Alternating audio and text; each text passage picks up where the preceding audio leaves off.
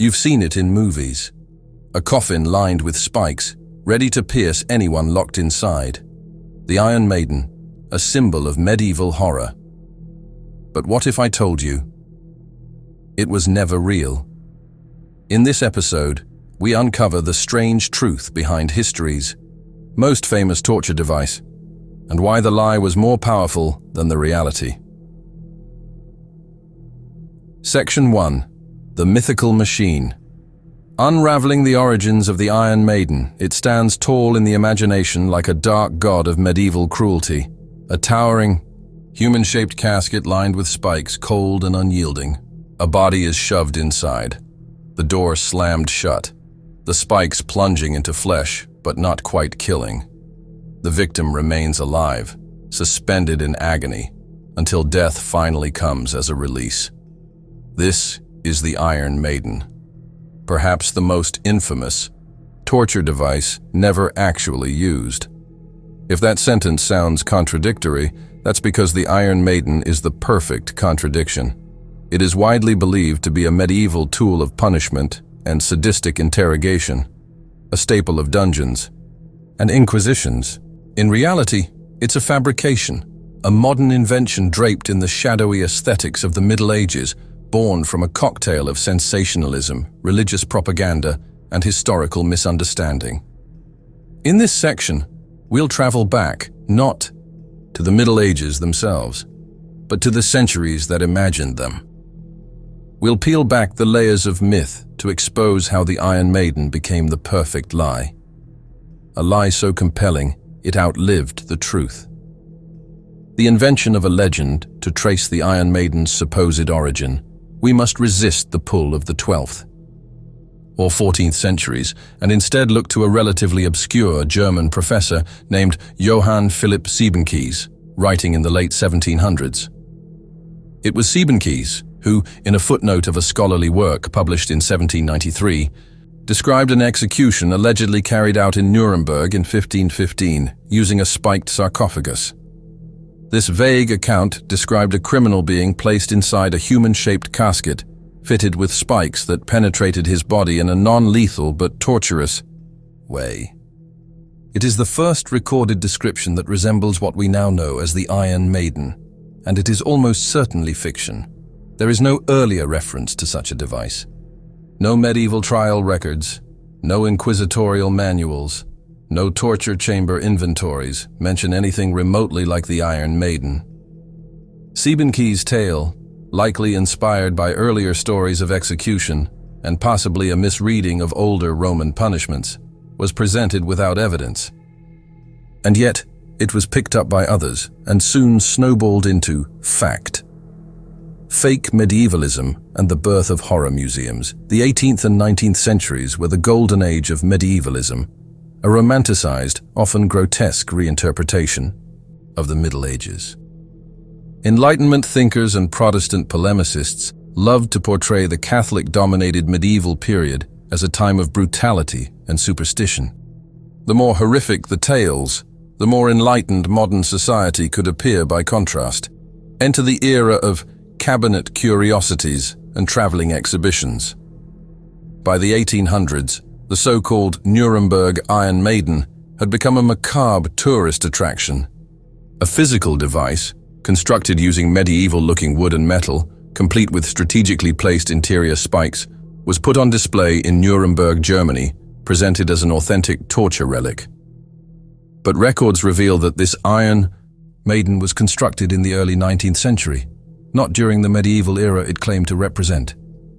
It was cobbled together from older artifacts and artistic imagination, designed to shock and provoke gasps from visitors. The iron casing was real. The legend was not.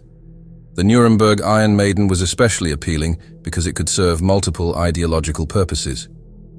For Protestant Germany, it was a symbol of Catholic barbarism.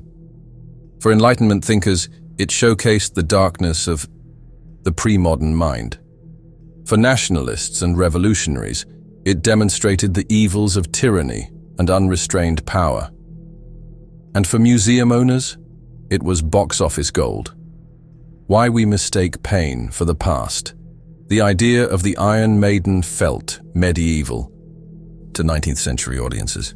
It aligned perfectly with the popular imagination. A world of dungeons, executioners, and dark stone walls echoing with screams. But in truth, medieval torture, though certainly brutal, was more bureaucratic and regulated than people realize. Medieval justice, especially under the Holy Roman Empire and the Inquisition, followed legal procedures. Torture was used, and used cruelly, but it was a controlled part of interrogation, subject to limits and legal thresholds. Devices like the rack, the thumbscrew, and even water torture were documented and applied in judicial settings.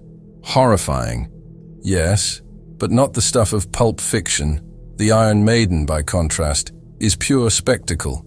It serves no practical function as an interrogation tool. A person impaled on interior spikes can't confess. The placement of the spikes would kill too, quickly or not at all, depending on design. The goal was not information, it was theatrical suffering, which is why it didn't belong in a court. It belonged in a sideshow. The Roman roots that weren't some defenders of the Iron Maiden myth point to earlier devices from antiquity. The ancient Greek brazen bull, for instance, a hollow metal bull where victims were roasted alive, is often cited as a kind of ideological ancestor. The Roman Empire did use crucifixion, impalement, and other tortures.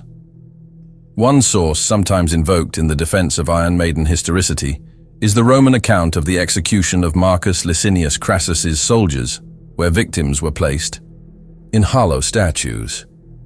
But again, these are more symbolic punishments or legends of political cruelty, not evidence of medieval practice. In some Islamic courts of the Middle Ages, elaborate execution devices were rumored to have existed, but these were either poetic metaphors or later interpolations by travelers exaggerating what they saw. No direct lineage connects them to the Iron Maiden. Sensationalism meets nationalism. The timing of the Iron Maiden's emergence was no accident. In post-Napoleonic Europe, a hunger for national identity and a thirst for shared symbols created fertile ground for myth-making. The Iron Maiden played directly into nationalist narratives.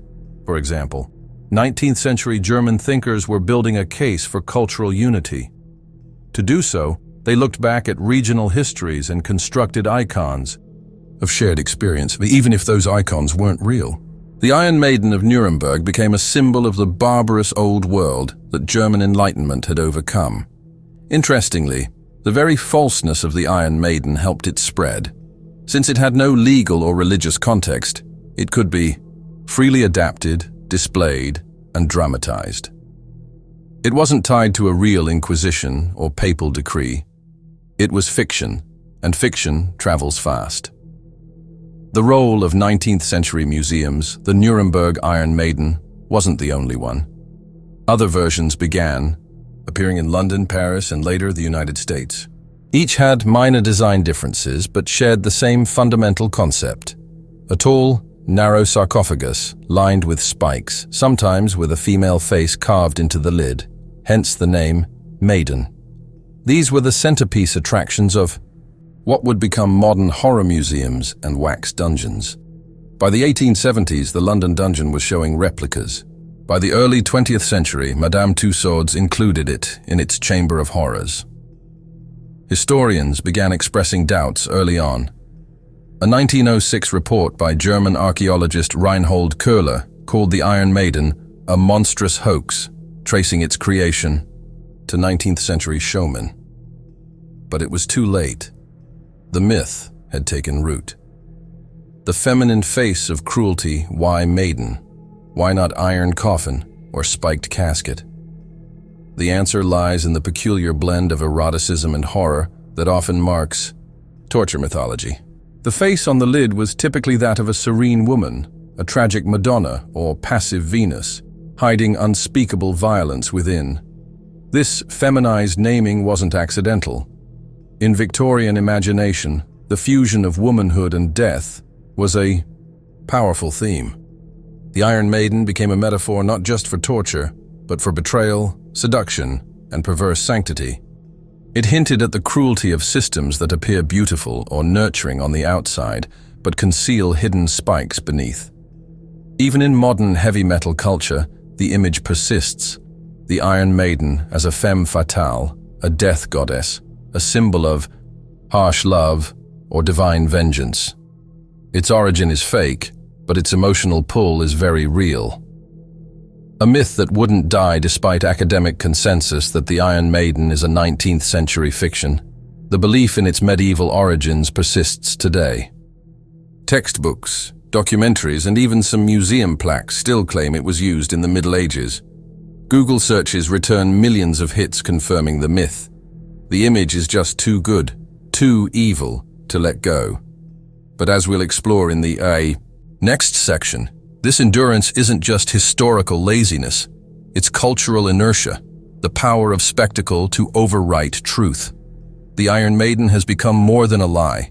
It is a symbol, a cautionary tale about how easily we rewrite the past to satisfy our darkest imaginations. Section 2. Spectacle and Sensation, How the Iron Maiden Took Over. Popular culture. If Section 1 revealed the Iron Maiden as a 19th century fabrication masquerading as medieval truth, Section 2 shows us how that fabrication took on a life of its own, morphing from scholarly footnote to pop culture legend. It didn't just survive historical debunking. It thrived, becoming a cinematic icon, a heavy metal mascot, a museum favorite, and a dark symbol woven into the fabric of 20th century storytelling. To understand why a fake torture device became so popular, we need to explore the broader ecosystem that nourished it, from the shadowy halls of wax museums to the glossy frames of horror cinema, from propaganda posters to comic books.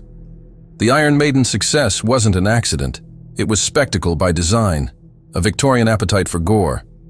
By the mid-1800s, the Western world was intoxicated with the Gothic. Industrialization had changed everything. City life was growing, machines were multiplying, and spiritual certainty was eroding.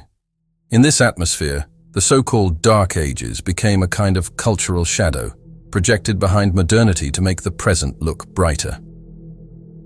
Writers like Horace Walpole and Mary Shelley explored haunted castles, reanimated corpses, and ancestral curses. But alongside fiction, there was a hunger for something that felt real. And nothing satisfied that hunger like the macabre museums and chambers of horrors that sprang up across Europe. The Iron Maiden was a centerpiece in these spaces. People queued for hours to peer into a box of pain, imagining the blood, the screams, the helpless victim.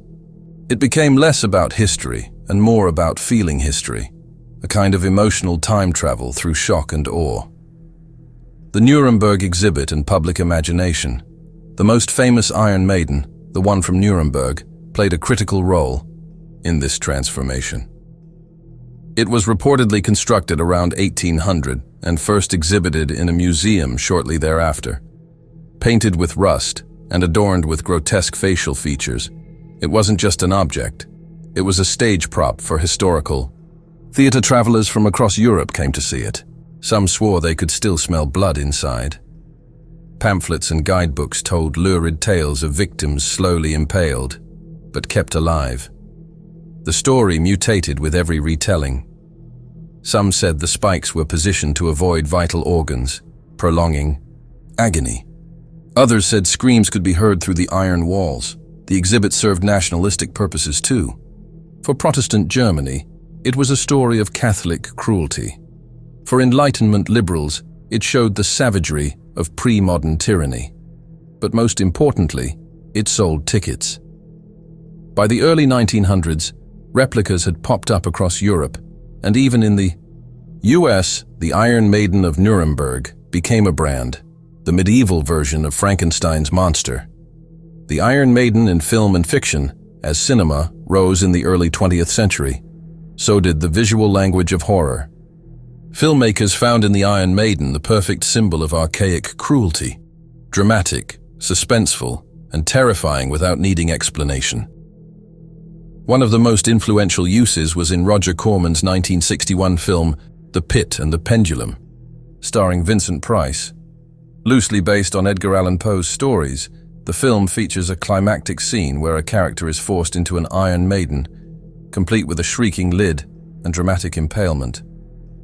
Though pure fiction, it cemented the device's place in horror visual culture. From then on, the Iron Maiden appeared everywhere. Hammer horror films used it in castle torture scenes. Cartoons like Tom and Jerry or The Addams Family referenced it in humorous ways. Novels and comics, particularly in pulp horror and fantasy genres, used the Iron Maiden as shorthand for evil medieval villainy. By the 1970s and 1980s, it had become cliché, but a beloved one. The Iron Maiden no longer needed historical justification. It was just part of the haunted scenery. Enter heavy metal, the band that named itself. After a lie in 1975, a group of young British musicians formed a band and chose a name that encapsulated their aggressive, gothic, rebellious sound: Iron Maiden. Whether or not they knew the full history of the device's questionable authenticity, the symbolism was perfect. Painful, powerful, defiant. Their mascot, Eddie, often depicted as a zombie-like skeleton, was drawn emerging from coffins, gallows, battlefields, and occasionally from an Iron Maiden itself. Album art from the 1980s features the device stylized with lasers, chains, and skulls. What's fascinating is how the band's fans embraced the iconography without ever needing it to be real. For heavy metal culture, authenticity isn't about historical accuracy. It's about emotional truth. The Iron Maiden came to represent rebellion against censorship, conformity, and sanitized versions of history. The device was never used in medieval torture chambers, but that didn't matter. It became part of a mythological landscape where darkness and power collide, the perfect branding tool for music that pushed boundaries and embraced the grotesque. From horror to history, wax museums and dungeon tourism, if horror films kept the Iron Maiden alive in fiction, wax museums kept it real. By the mid-20th century, nearly every wax museum in Europe and North America had a version of the Iron Maiden, often displayed in reconstructed dungeons beside executioners, manacles, and fake skeletons. Madame Tussauds Chamber of Horrors, for instance, featured torture tableaux with melodramatic sound effects and flickering lights. Tour guides spun wild tales of medieval inquisitors and hapless peasants. The Iron Maiden was the crown jewel, always photographed, always misunderstood. And then came theme parks and dungeon attractions. The London Dungeon, opened in 1974, blended horror entertainment with historical exhibits. Its Iron Maiden was central to the medieval section. In Germany and Austria, medieval castles retrofitted with torture museums drew tourists looking for thrills, even Ripley's Believe It or Not, and House of Horrors attractions in the US displayed Iron Maidens with exaggerated backstories. The presentation was theatrical, not educational. It was about immersion, not correction. Visitors didn't want to be told the Iron Maiden was fake. They wanted to feel the chill of medieval cruelty, Nazi propaganda, and political appropriations. Shockingly, even the Nazis got involved in perpetuating the myth. During the Third Reich, German museums under Goebbels' propaganda machine curated exhibits that painted past enemies as inhuman. The Iron Maiden was sometimes invoked, not always directly displayed, but referenced in texts and images, as evidence of the moral decay of past regimes and foreign powers. Ironically, this meant that a fake device created by a Protestant German scholar was repurposed by Nazis as evidence of other people's cruelty. The Iron Maiden became a rhetorical weapon, a symbol of the enemy's savagery. Similar tactics appeared in Cold War propaganda. Western materials describing communist torture chambers occasionally used visuals inspired by the Iron Maiden, even though such devices had never existed in that context. The Iron Maiden as cultural symbol by the late 20th century, the tight Iron Maiden had completed its transformation from alleged artifact to cultural metaphor. In comic books, it stood for institutional cruelty. In video games, it became a boss battle, sometimes literally. In tattoos and album covers, it symbolized the clash between civilization and chaos. But most importantly, It transcended its own falsehood. Like Dracula or Frankenstein's monster, the Iron Maiden no longer required a factual basis. It had become part of our shared language of horror, a symbolic shorthand for a world ruled by fear, silence, and metal. That symbolism can be incredibly powerful. It speaks to a deep human anxiety, being trapped by a system, pierced by invisible forces, suffering without justice. The Iron Maiden, though fake, feels true, and that's why it lingers. The resilience of a lie despite overwhelming evidence. Of its modern origins, the Iron Maiden still appears in textbooks, documentaries, and even school presentations. It is still labeled medieval torture device in some museums. Why? Because lies that confirm our darkest suspicions about the past are easier to believe than complicated truths. The Iron Maiden confirms the narrative that the Middle Ages were a time of blind cruelty, backward thinking, and sadistic punishment. It fits the cartoon version of history, a history that sells. Academic correction often comes too late, or with too many caveats. Well, it wasn't really medieval, doesn't carry the same weight as a spike-covered coffin looming under. A spotlight. Conclusion. Fear is entertainment. The Iron Maiden wasn't real, but our desire for it to be says something profound about how we interact with history. We crave symbols that simplify the past, especially when those symbols are wrapped in spectacle. The device continues to appear in haunted houses, escape rooms, novels, and Halloween displays. Sometimes it's played for horror, sometimes for laughs. But always, it works, because it plays on something primal, the terror of being helpless, silenced, and enclosed in a system you can't escape. It's the perfect metaphor for imagined oppression, a fear-shaped fiction with staying power. Section 3. Historical Truth and Fabrication. Why fake torture devices persist? The Iron Maiden is not unique in its deception. It's simply one of the most iconic examples of how myths, once embedded into culture, can endure and even flourish. Despite being exposed, this section explores the broader implications of such historical fabrications. Why do these fictions survive? What deeper needs do they fulfill? And what does the Iron Maiden's legacy tell us about the way societies process the past, especially the painful parts? To understand this, we must go beyond museums and media. We must look at the psychology of fear, the politics of memory, and the cultural power of symbols that feel true even when they're not. Myth over fact. The comfort of a clear villain, 1. Of the main reasons fake torture devices like the Iron Maiden persist is psychological. They offer a simplified moral landscape. A device like the Iron Maiden provides a clear villain, the medieval inquisitor, the barbaric past, the uncivilized other. It reassures us that we are more advanced, more humane. History is messy. The truth often involves shades of gray, motivations, cultural context, economic pressures, and political games. But a torture device with spikes that slowly impale a person, that's clean, that's evil in capital letters. And that kind of moral clarity is seductive. In short, the Iron Maiden offers a past we can condemn, a safe kind of horror that reassures us we've moved beyond it. Fake artifacts. Real reactions, even when presented with the truth that the Iron Maiden was fabricated in the 18th or 19th century. Many people still feel the same visceral reaction: fear, pity, fascination. That's the power of imagery. A coffin lined with spikes doesn't require a historical caption to provoke a gut response, and that response can validate the myth. If it feels real, then it must be real. Museums and media often play into this. A torture exhibit without the Iron Maiden risks disappointing visitors. Tourists want a story, one they can remember, photograph, and repeat. Even if the plaque says reconstructed, the imagination fills in the rest. This phenomenon isn't limited to torture devices. Think of Viking horned helmets. They didn't wear them. Napoleon being short. He wasn't. Or Romans vomiting in vomitoriums. They didn't. The term referred to stadium exits. We cling to these myths because they're more memorable than truth. The role of education and its failure history.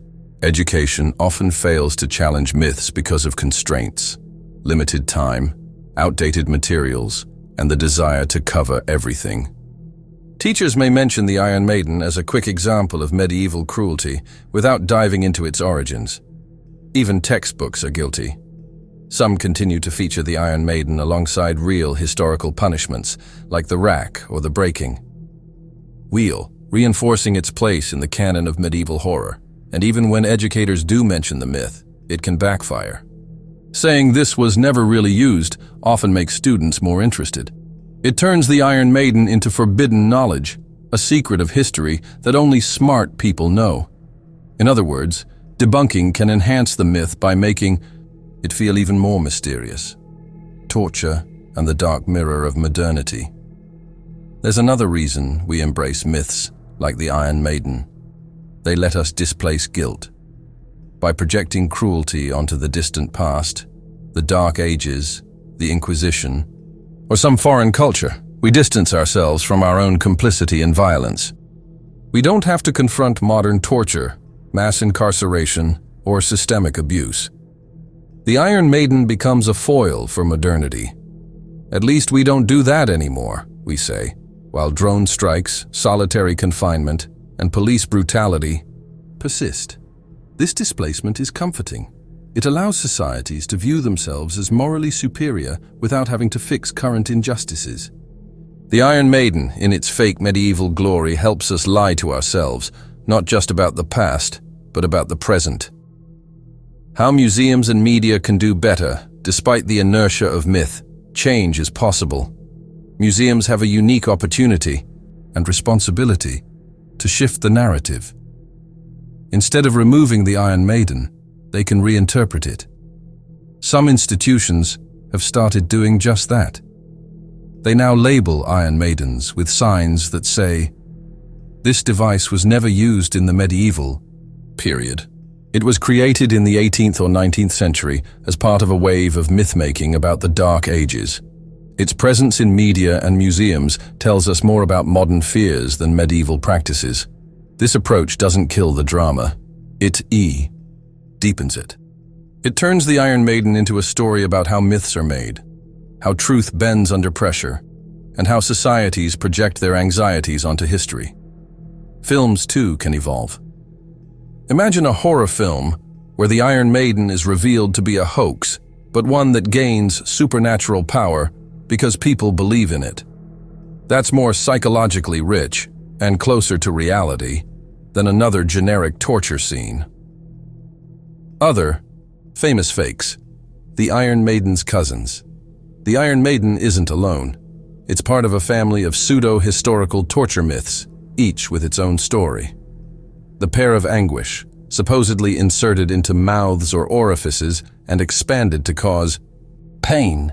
No reliable evidence of use exists. Most examples were made in the 1800s. The Judas cradle, a pyramid-shaped seat designed to impale a victim. No medieval documents describe it. Most known examples are modern creations. The breast ripper, claimed to be used on women accused of heresy or adultery. Again, nearly all surviving examples are 19th century inventions. All these devices serve the same function. They validate our perception of the past as cruel and unfeeling. They tell us, look how far we've come. But their power lies not in evidence, it lies in shock. Can a lie be educational? This raises a deeper question. Can a lie teach us something true? In a way, yes. The Iron Maiden may not have existed, but our belief in it is meaningful. It shows how culture constructs villains, how fear is commodified, and how morality is historicized. Just as fairy tales teach caution through monsters, the Iron Maiden teaches a moral lesson, not about medieval people, but about ourselves. We invented this device to reflect the darkness we imagined existed in others, and in doing so, we revealed our own capacity for distortion. So even if it's fake, the Iron Maiden is a real artifact of modern anxiety. Why the Iron Maiden endures to summarize. Here's why fake torture devices like the Iron Maiden persist.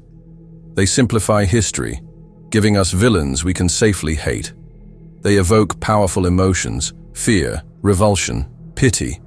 They serve cultural and political agendas, justifying modernity by demonizing the past. They survive through entertainment, in museums, media, and memes. They resonate symbolically, representing helplessness, pain, and oppression. In short, they're useful, not as historical facts, but as emotional tools, and once a symbol becomes emotionally useful, it's nearly impossible to kill. A final reflection. Looking into the Iron Maiden, imagine standing before an Iron Maiden in a museum. You know now that it's fake, that it was never used in the way you thought. But that knowledge doesn't entirely dissolve its power. You still feel the coldness of the iron. You still imagine the creak of the hinges. You still hear the silence of the person trapped inside. In that moment, you're not just looking at a fake torture device. You're looking at a mirror, a reflection of your own assumptions, your fears, your fascination with the past. And maybe that's the real lesson. The Iron Maiden isn't about the Middle Ages. It's about how we use the past to make sense of the present, and how easily we trade truth for spectacle.